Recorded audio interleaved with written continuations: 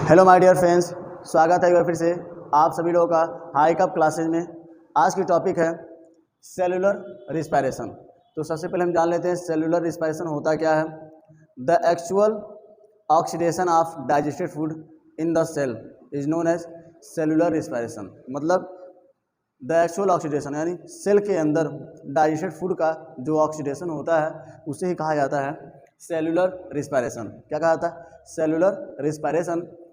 Cellular respiration दो type के होते हैं। कितने टाइप के होते हैं? दो टाइप के होते हैं।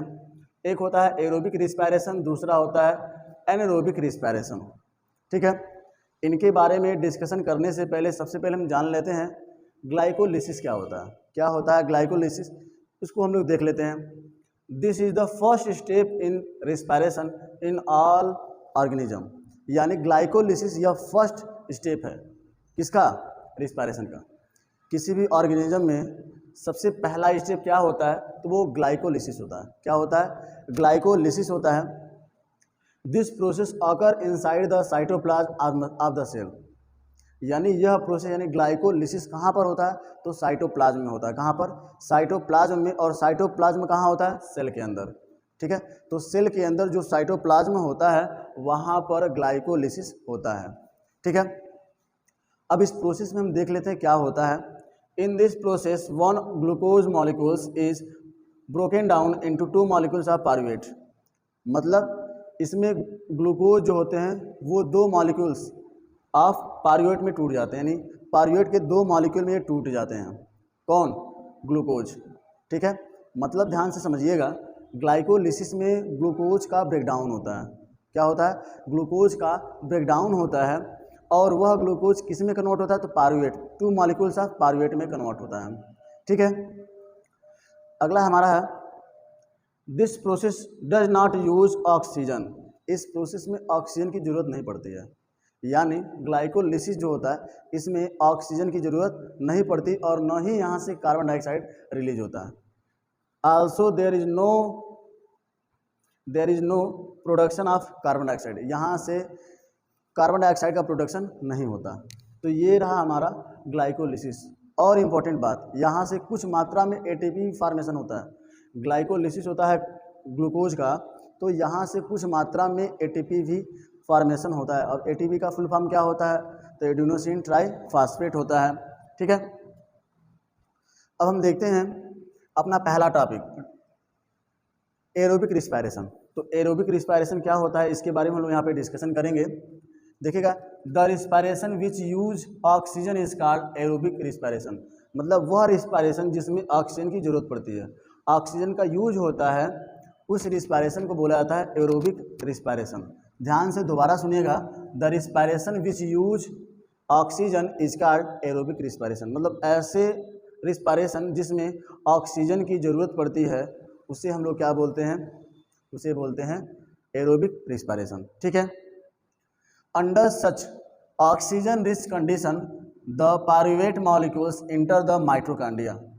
ऑक्सीजन की अधिकता में, यानी जब ऑक्सीजन की मात्रा अधिक होगी तो पारुवेट मॉलिक्यूल जो होता है वो माइटोकॉन्ड्रिया में इंटर करता है। कहाँ पर? माइटोकॉन्ड्रिया में इंटर करता है। कब? जब ऑक्सीजन की मात्रा अधिक होगी। कहाँ पर? सेल में। सेल में ऑक्सीजन की मात्रा जब अधिक होगी तो पारुवेट मॉलिक्यूल जो होता है वो इंटर करता है माइटोकॉन्ड्रिया में। ठीक है, पारुवेट मॉलिक्यूल्स, नेक्स्ट पॉइंट हमारा है pyruvate is completely oxidise into carbon dioxide molecules. और जो पारुवेट मॉलिक्यूल्स होता है वो कंप्लीट रूप से ऑक्सीडाइज होता है किसमें? कार्बन डाइऑक्साइड में। किसमें कन्वर्ट होता है? तो कार्बन डाइऑक्साइड और वाटर में। ठीक है, दोबारा ध्यान से सुनिएगा, पारुवेट इज कंप्लीटली ऑक्सीडाइज। पारुवेट जो होता है वो कंप्लीट रूप से ऑक्सीडाइज होता है और कन्वर्ट हो जाता है किसमें? कार्बन डाइऑक्साइड मॉलिक्यूल्स में। ठीक है, नेक्स्ट है this respiration involves Krebs cycles and etc. मतलब यह रिस्पायरेशन जो होता है इसमें इन्वॉल्व होता है क्रेब्स साइकिल और ईटीसी। नेक्स्ट हम लोग देखते हैं क्रेब्स साइकिल। क्रेब्स साइकिल क्या होता है? This step occur inside the mitochondria. यह स्टेप कहाँ पर होता है? तो माइटोकॉन्ड्रिया में होता है। कहाँ पर होता है? माइटोकॉन्ड्रिया में होता है। अब इसमें होता क्या है उसके बारे में हम लोग देख लेते हैं। Each molecules of pyruvate is complete oxidise to produce 3 molecules of carbon dioxide. मतलब पारुवेट जो मॉलिक्यूल्स होता है वो कंप्लीट रूप से ऑक्सीडाइज होता है और ऑक्सीडाइज होने के बाद 3 molecule of carbon dioxide, 3 molecule carbon dioxide का रिलीज करता है एक पार्यूट। ठीक है, यानी एक पार्यूट जो होता है वो कंप्लीट रूप से ऑक्सीडाइज होता है और ऑक्सीडाइज होने के बाद 3 मॉलिक्यूल कार्बन डाइऑक्साइड देता है। ठीक है, नेक्स्ट हमारा थर्ड स्टेप है, ये इंपॉर्टेंट है, ध्यान दीजिएगा। This process give rise to reduce coenzyme which contain a large amount of energy. मतलब कोएंजाइम्स, रिड्यूस कोएंजाइम देता है जिसमें काफ़ी अधिक मात्रा में एनर्जी होता है, जिसमें काफ़ी अधिक मात्रा में क्या होता है, एनर्जी होता है। नेक्स्ट हम देखते हैं ETC।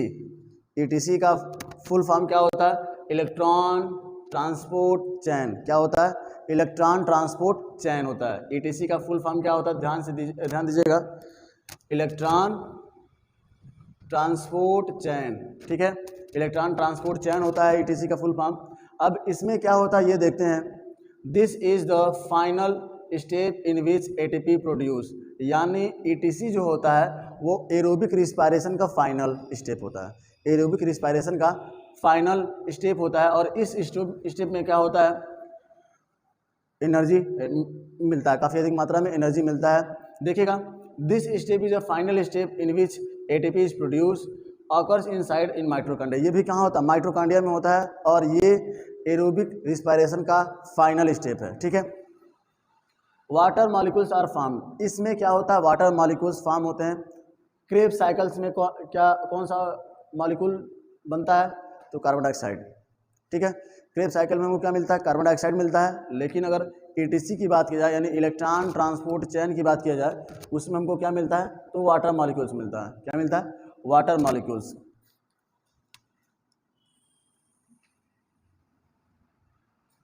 वाटर मॉलिक्यूल्स मिलता है। और large amount of energy is release, इसमें भी काफ़ी अधिक मात्रा में एनर्जी रिलीज होता है, लगभग 38 ATP।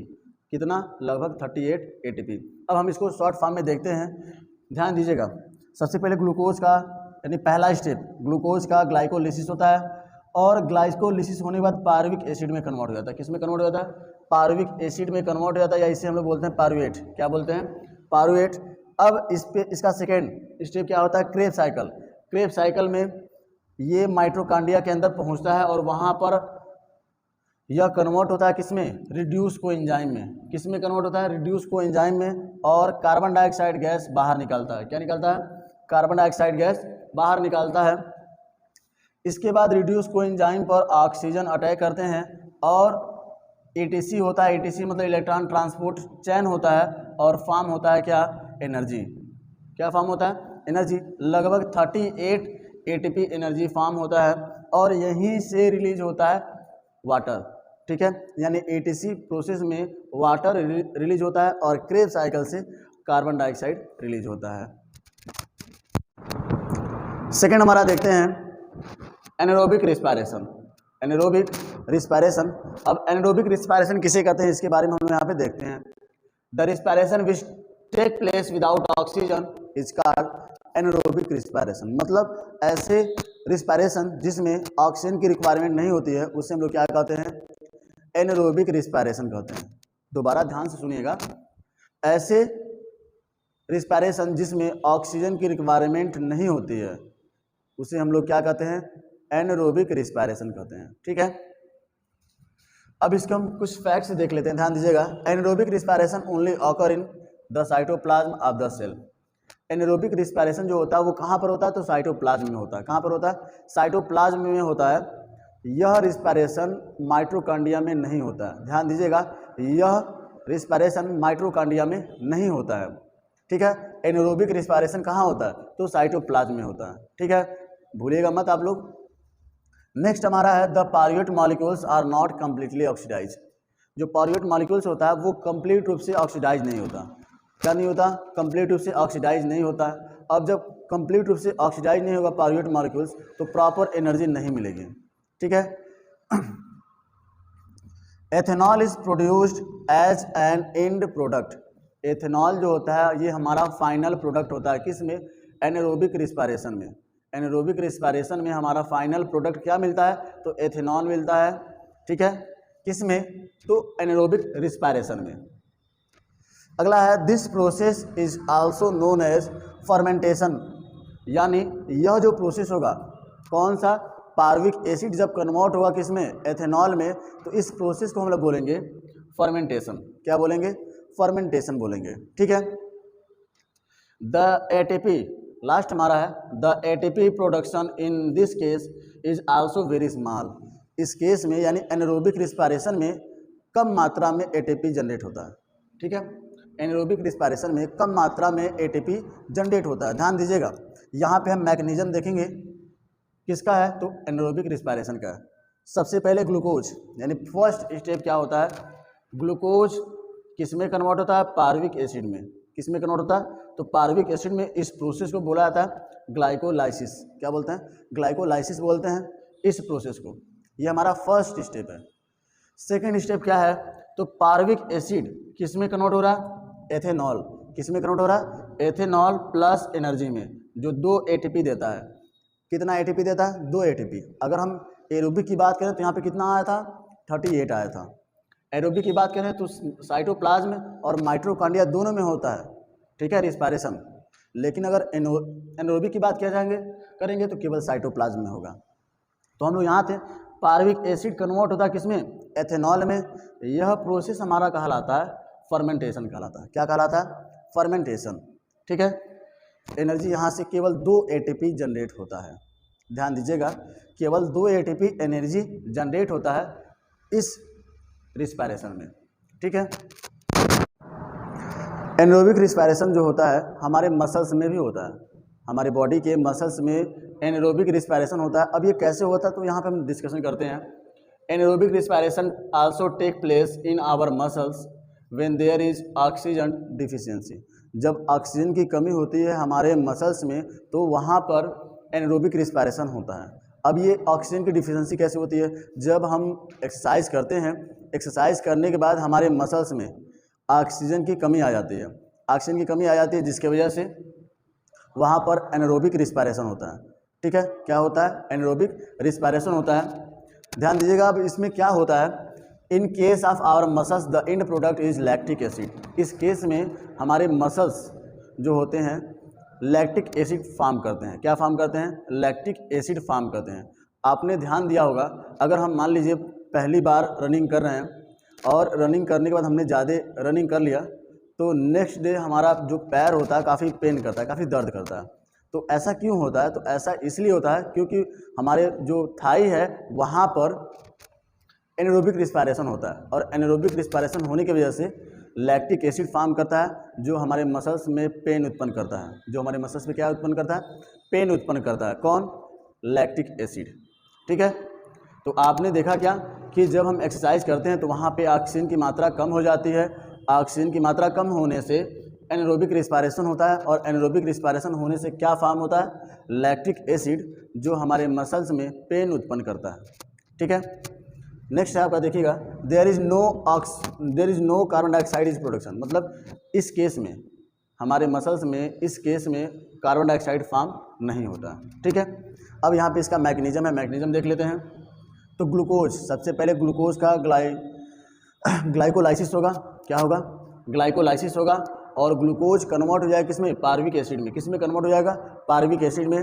और फर्मेंटेशन होगा, फर्मेंटेशन प्रोसेस के बाद ये पार्विक एसिड कन्वर्ट हो जाता है लैक्टिक एसिड में। किसमें कन्वर्ट हो जाता है, लैक्टिक एसिड में, और कुछ मात्रा ATP की भी जनरेट होती है। अब हम लोग देखते हैं a diagrammatic representation to show the fate of glucose under different condition. मतलब यहाँ पे डायग्राम के मदद से एक ही बार या एक ही साथ हम लोग देखते हैं तीनों कंडीशन में। ठीक है, देखिएगा, यहाँ पे कार्बन कंपाउंड है ग्लूकोज, जो 6 कार्बन कंपाउंड होता है, साइटोप्लाज्म में ब्रेक होता है। कहाँ पर, साइटोप्लाज्म में ब्रेक होता है, और पार्विक एसिड में कन्वर्ट होता है 2 मॉलिक्यूल्स पार्विक एसिड में कन्वर्ट होता है, जिसमें 3 कार्बन होते हैं। जिसमें कितने कार्बन होते हैं, 3 कार्बन होते हैं। अब ये पार्विक एसिड, यहाँ पर कंडीशंस लगाए जाएंगे। पहला कंडीशन देख लीजिएगा, अब्सेंस ऑफ ऑक्सीजन। यहाँ पे आपको दिख रहा होगा अब्सेंस ऑफ ऑक्सीजन। ये कहाँ होता है, ईस्ट में होता है, नहीं तो साइटोप्लाज्म में होता है। ध्यान दीजिएगा, इस कंडीशन में क्या फार्मेशन होता है, एथेनॉल फार्मेशन होता है। क्या फार्मेशन होता है, एथेनॉल फार्मेशन होता है। 2 मॉलिक्यूल्स एथेनॉल फार्मेशन होता है, जिसमें एक एथेनॉल में 2 कार्बन होते हैं, फार्मूला भी अभी इससे पीछे आपने देखे हैं। एक मॉलिक्यूल में कितने होते हैं? 2 कार्बन होते हैं।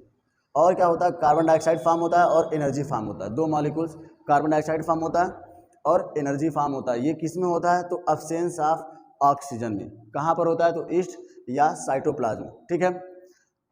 दूसरा देखते हैं हम लोग, लेक ऑफ ऑक्सीजन, यानी ऑक्सीजन की कमी। ऑक्सीजन होता है लेकिन पर्याप्त मात्रा में ऑक्सीजन नहीं होता। उस दौरान क्या होता है? कहाँ पर होगा?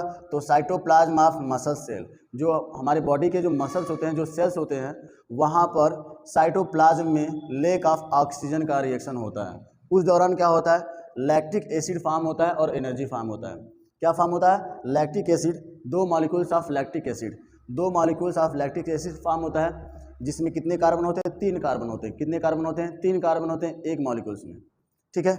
और नेक्स्ट हमारा है प्रेजेंस ऑफ ऑक्सीजन। ऑक्सीजन के प्रेजेंस में देखिएगा कहाँ पर होता है? तो माइटोकॉन्ड्रिया में होता है। कहाँ पर होता है? माइटोकॉन्ड्रिया में 6 molecules of carbon dioxide, 6 molecules, carbon dioxide के 6 मॉलिक्यूल्स फॉर्म होते हैं, जिसमें एक कार्बन होता है, जिसमें एक कार्बन होता है, वाटर फॉर्म होता है और एनर्जी फॉर्म होता है।